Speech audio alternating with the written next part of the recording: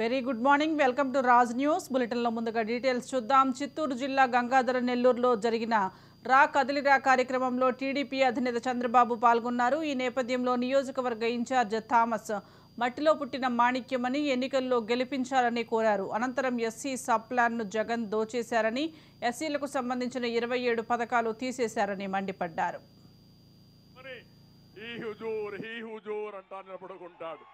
లెక్కల వాళ్ళు రాసుకుంటారు, ఈయన సంతకం పెడతాడు.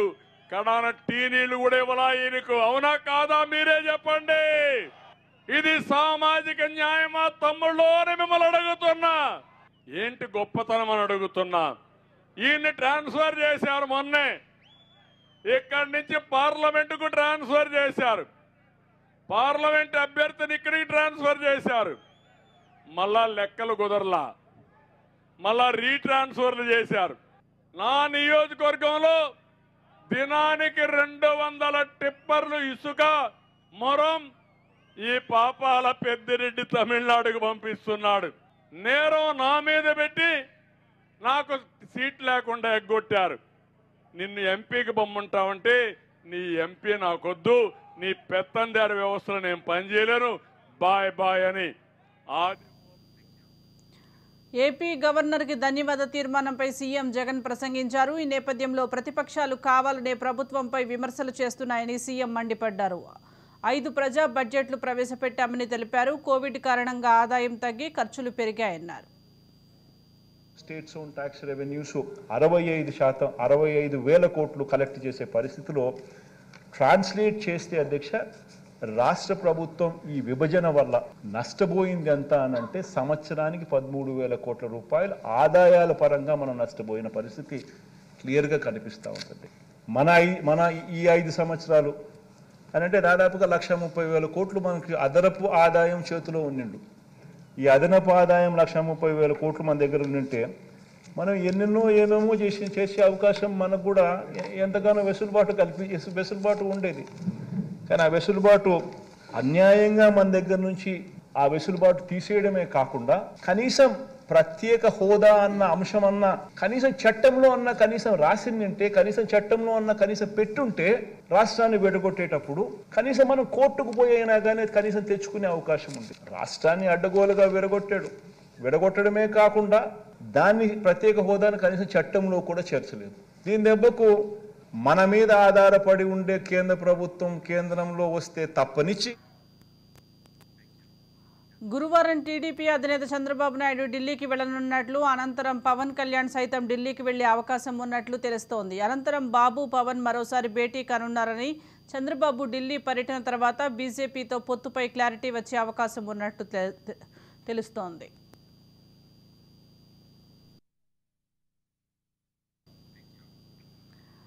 ఏపీ అసెంబ్లీ సమావేశాల నుండి టీడీపీ ఎమ్మెల్యేలపై స్పీకర్ సస్పెన్షన్ వేటు వేశారు. వాయిదా తీర్మానం సందర్భంగా టీడీపీ సభ్యులు ఆందోళన వ్యక్తం చేశారు. ధరల పెరుగుదలపై చర్చకు పట్టుబట్టారు. స్పీకర్ తమ్మినేని ఛాంబర్ను చుట్టుముట్టారు. ప్రభుత్వానికి వ్యతిరేకంగా నినాదాలు చేశారు.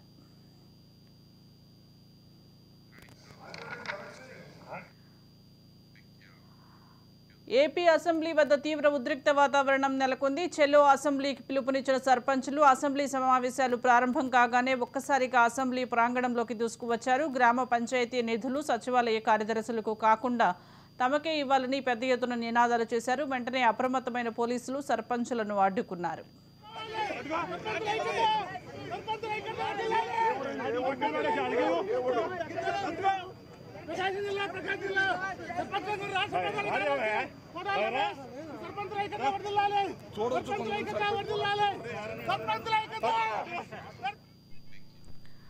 బీఆర్ఎస్ నేతలతో మాజీ సీఎం బీఆర్ఎస్ అధినేత కేసీఆర్ సమావేశం నిర్వహించారు. కృష్ణా జిల్లాల కోసం పోరాటం చేయాలని సమావేశంలో నిర్ణయించారు. అలాగే ఈ నెల 13న నల్గొండలో బీఆర్ఎస్ బహిరంగ సభ నిర్వహించనున్నట్లు సమాచారం.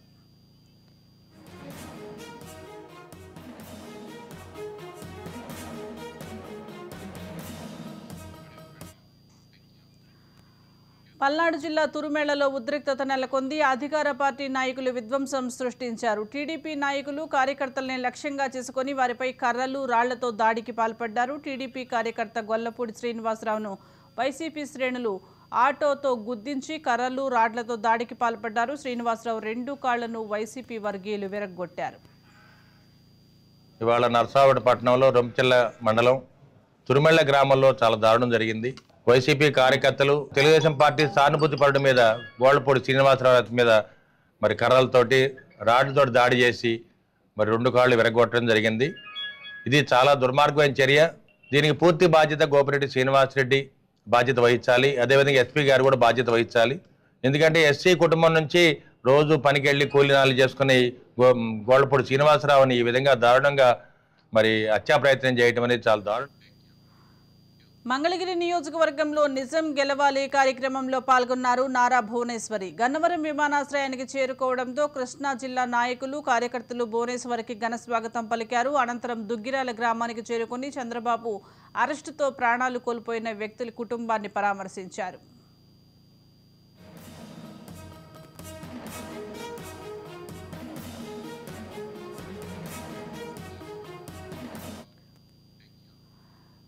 రాష్ట్ర ప్రభుత్వం తక్షణమే మెగా డిఎస్సి ప్రకటించాలని అవినిగడ్డలో నిరసన చేపట్టారు. తెలుగు యువత ఆధ్వర్యంలో టీడీపీ ఇన్ఛార్జ్ బుద్ధా ప్రసాద్ నిరసన దీక్ష శిబిరాన్ని ప్రారంభించారు. 23,000 ఉపాధ్యాయ పోస్టులు ఇస్తామని చెప్పిన సీఎం జగన్ తమను నమ్మించి మోసం చేశారని మండిపడ్డారు. దీక్షకు పలువురు టీడీపీ జనసేన నాయకులు మద్దతు తెలిపారు.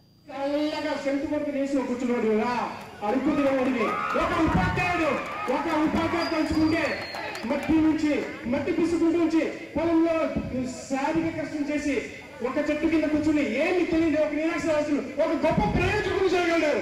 ఒక గొప్ప ప్రయోజకులు ఈ దేశాన్ని ప్రపంచాన్ని మార్చగలిగే ఒక విద్య ఆ విజయం ఉంటే ఒక ఉపాధ్యాయుడు అందిస్తేనే ఒక మెరుగైన ఇంజనీర్ కావచ్చు, రాజకీయవేత్త కావచ్చు, శాస్త్రవేత్తలు ఎవరైనా తయారవుతాడు.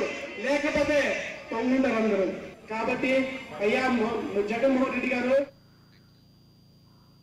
తెలంగాణ ప్రభుత్వం 3 నెలల్లో కూలిపోతుందంటూ రాజ్యసభలో వైసీపీ ఎంపీ విజయసాయిరెడ్డి చేసిన వ్యాఖ్యలపై టీపీసీసీ మండిపడుతోంది. రాష్ట్ర ప్రభుత్వాన్ని కూల్చేందుకు బీఆర్ఎస్ వైసీపీ కుట్రలు పన్నుతున్నాయని కాంగ్రెస్ అధికార ప్రతినిధి కాల్వ సుజాత ఆరోపించారు. రాజ్యసభలో ఆన్ రికార్డుగా ఎంపీ చేసిన వ్యాఖ్యలపై చైర్మన్ చర్యలు తీసుకోవాలని డిమాండ్ చేశారు. కాబట్టి ఇమీడియట్గా మీరు మరి ఒక తెలంగాణ ప్రభుత్వాన్ని కూల్చేస్తాము అని అంత ఈజీగా తెలంగాణలో ప్రభుత్వం త్వరలో కూలిపోతుంది అనే మాట ఒక అసెంబ్లీలో కానీ పార్లమెంట్లో ఎక్కడ కూడా ఇలాంటి వ్యాఖ్యలు చేయొద్దు. చట్టానికి విరుద్ధం. వారు ప్రభుత్వం కూలిపోతుంది అని మాట్లాడినప్పుడు ఎలాంటి యాక్షన్ కూడా పార్లమెంట్లో జరగలేదు. ఆయన సస్పెండ్ చేయడం కానీ అరెస్ట్ చేయడం కానీ జరగలేదు. కాబట్టి ఇమీడియట్గా మీరు మరి ఒక తెలంగాణ ప్రభుత్వాన్ని తిరుమలలో సనాతన హిందూ ధర్మ పరిరక్షణ కోసమే శ్రీ వెంకటేశ్వర ధార్మిక సదస్సు నిర్వహించినట్లు టీటీడీ చైర్మన్ భూమన కరుణాకర్ రెడ్డి తెలిపారు. 3 రోజుల పాటు తిరుమల ఆస్థాన మండపంలో నిర్వహించిన ధార్మిక సదస్సు పరిసమాప్తమైంది. సదస్సు తీసుకున్న తీర్మానాలను టీటీడీ ఈవో ఏవి ధర్మారెడ్డితో కలిసి పీఠాధిపతులు, మఠాధిపతుల సమక్షంలో వెల్లడించారు.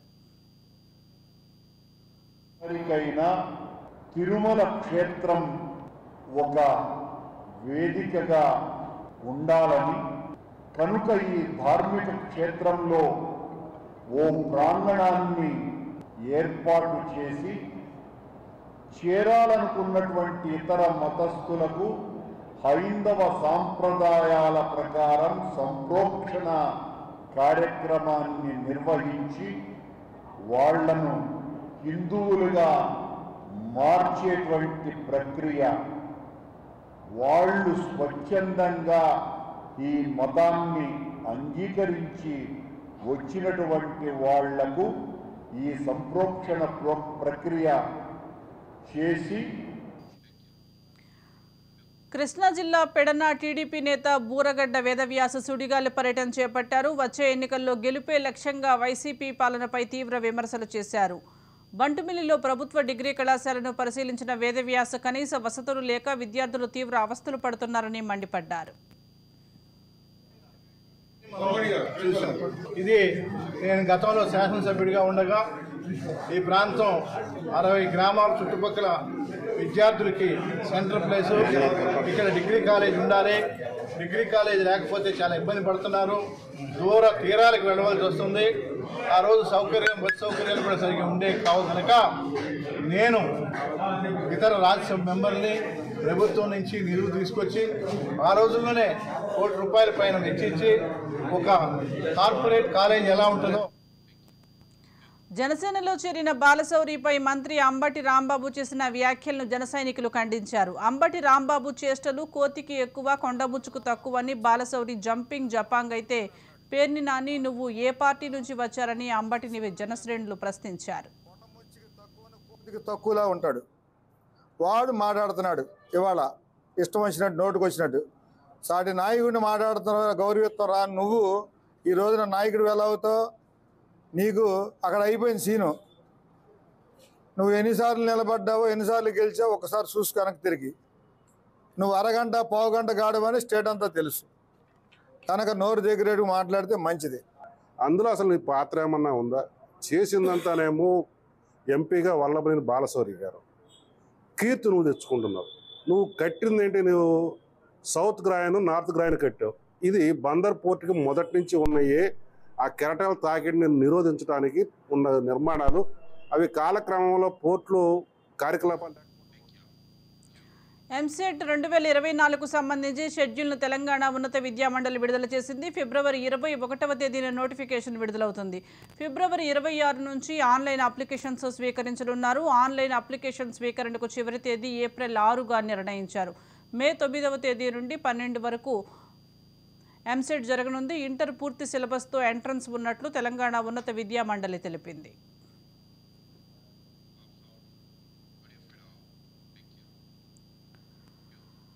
మాజీ డీజీపీ మహేందర్ రెడ్డిపై హైకోర్టు న్యాయవాది రాపోలు భాస్కర్ సంచలన ఆరోపణలు చేశారు. 1,00,000 కోట్ల మేర ఆస్తులు కూడబెట్టారని రుజువులతో సహా కోర్టుకు విన్నవించారు. తక్షణమే విచారణ చేసి తగిన చర్యలు తీసుకోవాలని రాపోలు భాస్కర్ గవర్నర్కు, ముఖ్యమంత్రికి, డీజీపీకి రాపోలు భాస్కర్ ఫిర్యాదు చేశారు.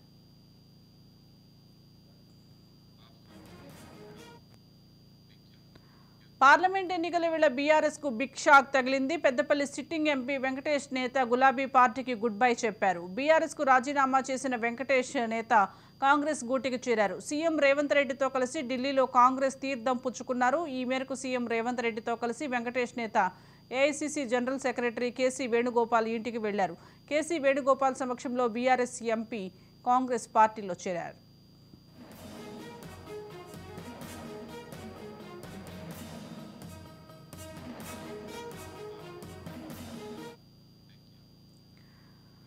బాల్క సుమన్ కేసుపై బీఆర్ఎస్ ఎమ్మెల్సీ కవిత ట్విట్టర్ వేదికగా స్పందించారు. దళిత బిడ్డ బాల్క సుమన్పై ప్రభుత్వం ఎఫ్ఐఆర్ నమోదు చేయడం ప్రజాస్వామ్యానికి గొడ్డలి పెట్టన్నారు. సూర్యునిపై ఉమ్మేస్తే అది తిరిగి మీ మీదే పడుతుందన్న విషయాన్ని మర్చిపోవడం అని హితవు పలికారు. కేసీఆర్పై సీఎం రేవంత్ రెడ్డి అసభ్య పదజాలాన్ని ప్రయోగించినందుకు ముందుగా సీఎంపై పోలీసులు వెంటనే కేసు నమోదు చేయాలని డిమాండ్ చేశారు.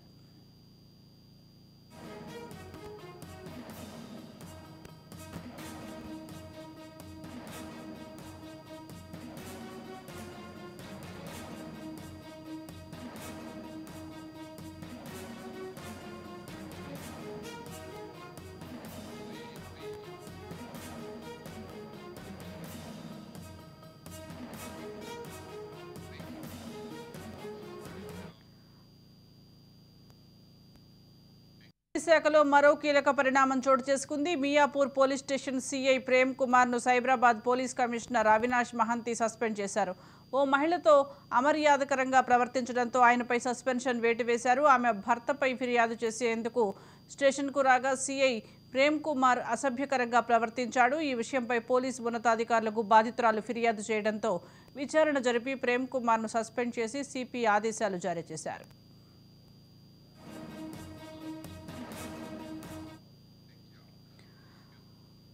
నెల్లూరు జిల్లా వింజమూరు మండలం కాటేపల్లి పంచాయతీ మాధవనగర్లో అధికార పార్టీ నేతల తీరుపై సామాన్యులు ఆగ్రహం వ్యక్తం చేస్తున్నారు. ఫ్లోరైడ్ నీరు తాగలేక కిడ్నీ వ్యాధికి బలవుతున్నామని గ్రామస్తులు ఆవేదన వ్యక్తం చేస్తున్నారు. ఓ స్వచ్ఛంద సేవా సంస్థ ఏర్పాటు చేస్తున్న మినరల్ వాటర్ ప్లాంట్ నిర్మాణాన్ని ఉదయగిరి నియోజకవర్గ వైఎస్ఆర్ కాంగ్రెస్ పార్టీ సమన్వయకర్త మేకపాటి రాజగోపాల్ రెడ్డి ఆదేశాలతో ఎస్ఐ కోటిరెడ్డి అడ్డుకున్నాడని తీవ్రంగా మండిపడుతున్నారు.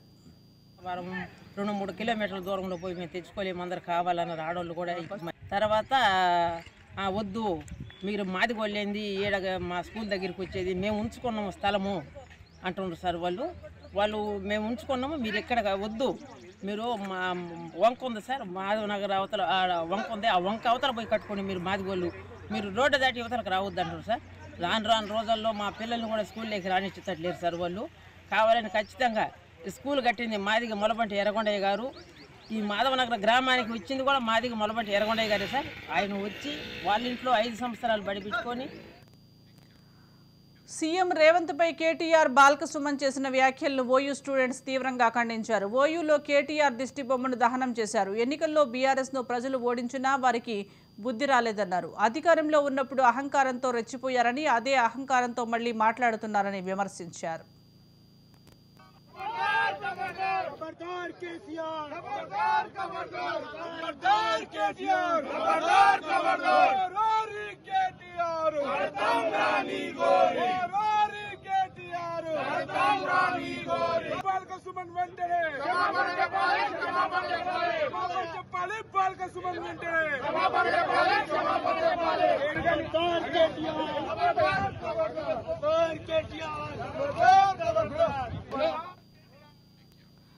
యాదాద్రి భువనగిరి జిల్లాలోని హాస్టల్ను తెలంగాణ జాగృతి అధ్యక్షురాలు ఎమ్మెల్సీ కవిత సందర్శించారు. విద్యార్థుల మృతిపై సంతాపం వ్యక్తం చేశారు. హాస్టల్లో పూర్తిగా పర్యవేక్షణ లోపం కనిపిస్తుందని, సంబంధిత అధికారులపై చర్యలు తీసుకోవాలని అన్నారు. మృతి చెందిన విద్యార్థుల కుటుంబాలకు ప్రభుత్వ ఉద్యోగంతో పాటు నష్టపరిహారాన్ని చెల్లించాలని కోరారు. పోలీసులు పూర్తి స్థాయిలో దర్యాప్తు కొనసాగించి దోషులను శిక్షించాలని కవిత అన్నారు. ఇద్దరు ఆడపిల్లలు 10వ తరగతి చదువుతున్నటువంటి ఆడబిడ్డలు ఇద్దరు కూడా సూసైడ్ చేసుకొని చనిపోవడం, 2, 3, 4 రోజులు అవుతున్నప్పటికి కూడా మరి పోలీసు వాళ్ళకి ఎటువంటి కారణాలు సరిగ్గా దొరకడం లేదని చెప్పడం జరిగింది. మరి జరిగినటువంటి ఇష్యూ చాలా దారుణమైనది, హృదయ విదారకంగా ఉన్నది. ఇద్దరు ఆడపిల్లలు ఒకటే రూమ్లో సూసైడ్ చేసుకొని చనిపోవడం, మరి ఒక అనుమానాస్పద రీతిలో ఉన్నటువంటి సూసైడ్ లెటరు ఇక్కడ చూస్తున్నటువంటి పరిసర ప్రాంతాలు. బీఆర్ఎస్ మాజీ ఎమ్మెల్యే షకీల్ కొడుకు రాహిల్ చేసిన యాక్సిడెంట్ కేసు రోజుకో మలుపు తిరుగుతోంది. ఈ కేసులో ఇప్పటికే షకీల్ కొడుకు రాహిల్పై పోలీసులు లుకౌట్ నోటీసులు జారీ చేయగా, తాజాగా మాజీ ఎమ్మెల్యే షకీల్ పైన పోలీసులు లుకౌట్ నోటీసులు జారీ చేశారు.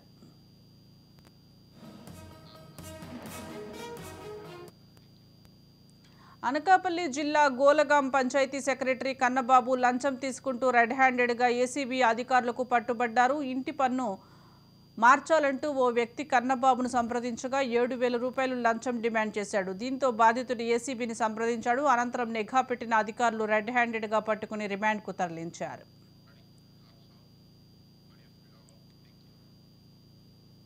మంచిర్యాల బీఆర్ఎస్ ప్రెసిడెంట్ చెన్నూరు మాజీ ఎమ్మెల్యే బాల్కసుమన్పై కాంగ్రెస్ సీనియర్ నేత మాజీ ఎంపీ సిరిసిల్ల రాజయ్య ఫైర్ అయ్యారు. సీఎం రేవంత్ రెడ్డిపై నోటికొచ్చినట్లు పిచ్చిగా వాగితే 4 చీరేస్తామని స్ట్రాంగ్ వార్నింగ్ ఇచ్చారు. బాల్కసుమన్ అహంకారం మదంతో మాట్లాడితే సహించేది లేదని హెచ్చరించారు.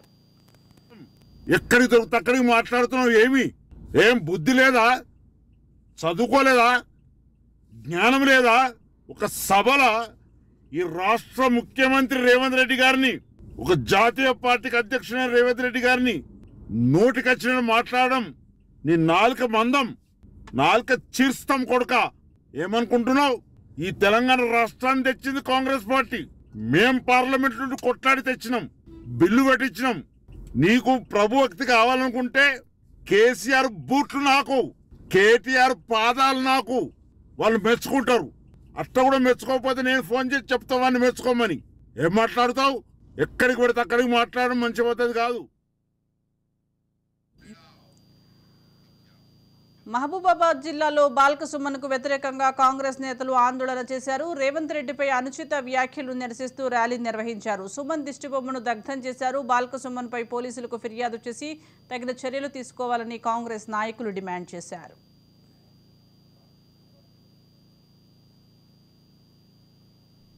వైసీపీ కార్యకర్తలు తెలుగుదేశం పార్టీ సానుభూతి పరుడు మీద గోళ్లపూడి శ్రీనివాసరావు మీద మరి కర్రలతోటి రాడ్లతోటి దాడి చేసి మరి 2 కాళ్ళు విరగొట్టడం జరిగింది.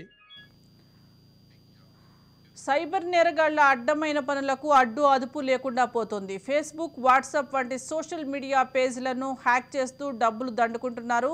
తాజాగా పోలీసులను టార్గెట్ చేశారు. పోలీస్ డిపార్ట్మెంట్ ఫేస్బుక్ పేజీను హ్యాక్ చేశారు. ఆ పేజీని హ్యాక్ చేసిన సైబర్ నేరగాళ్లు అందులో నగ్న వీడియోలను అప్లోడ్ చేశారు.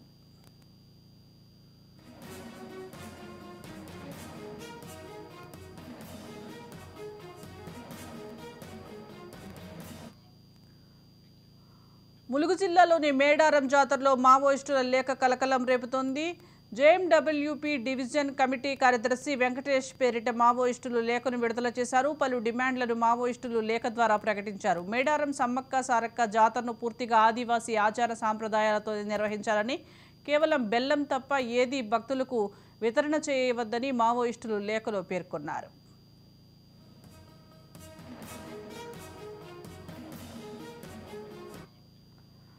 టీడీపీ నాయకుడు నారాయణ రెడ్డి ఆధ్వర్యంలో కడప జిల్లా ప్రొద్దుటూరు నుంచి 300 మంది భక్తులు తిరుమలకు పాదయాత్ర చేపట్టారు. ఏపీలో టీడీపీ అధికారంలోకి రావాలని, రాష్ట్ర ప్రజలు బాగుండాలని పాదయాత్ర చేపట్టామని నారాయణ రెడ్డి తెలిపారు.